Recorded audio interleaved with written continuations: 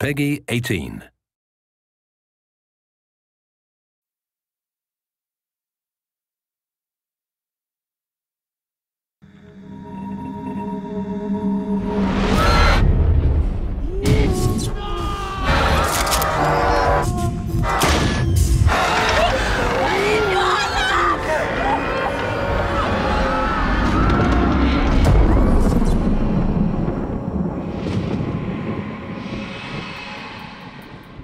To officially kick off the campaign for Metro Last Light, THQ, in partnership with creative agency Itchy, created an epic live-action short film to tell the story of those present at the end of the world and the beginning of the world of Metro.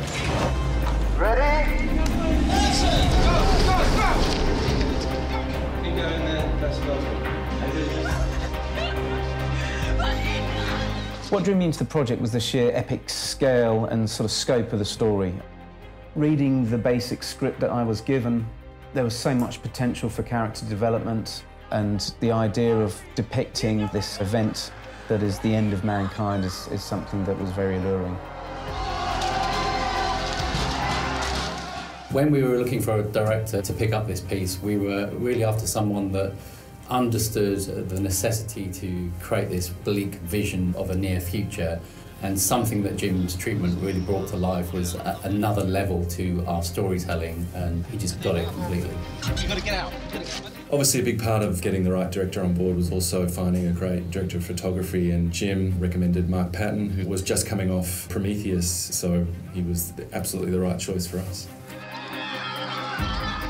From experience of working in Kyiv before, I knew that we could cheat Moscow and make that work for us. It just has this fantastic look about it, which really epitomises this bleak vision that we were hoping to achieve. Kyiv was pretty much the ideal location apart from the weather. Extreme cold meant that we couldn't stand still, we had very little time to think, and on top of that we had to throw in 100 extras, car stunts, rampaging through the streets. But through planning, we actually got away with a lot in the time we had. We also invited a lot of people from 4A to help add to the weight of bodies. And in actual fact, I think we cleared out most of the office. Yeah, that was a lot of fun. The third day was the hardest shoot. We shot for 22 hours without stopping, which was pretty incredible. We had to shoot in 3 locations, including being on the Metro Underground system at 4 o'clock in the morning.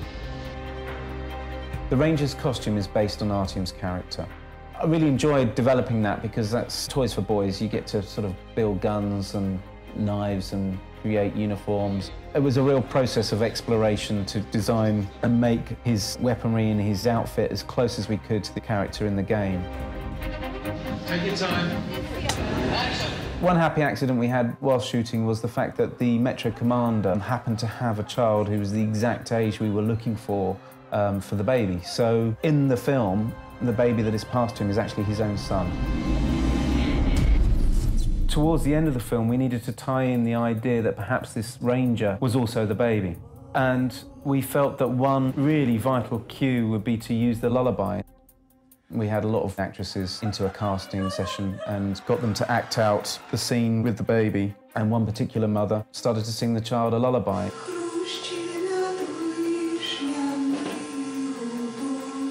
And it was so moving and emotive that we knew immediately that that was the woman, and we were going to use that in the film.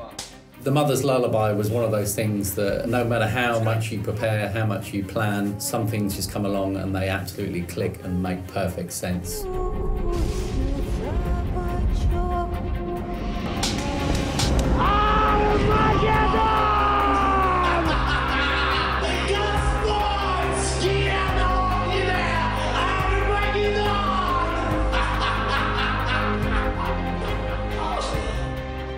We wanted to make a very intelligent film. It's nice to come to your own conclusions and to make your own assumptions on what might be happening.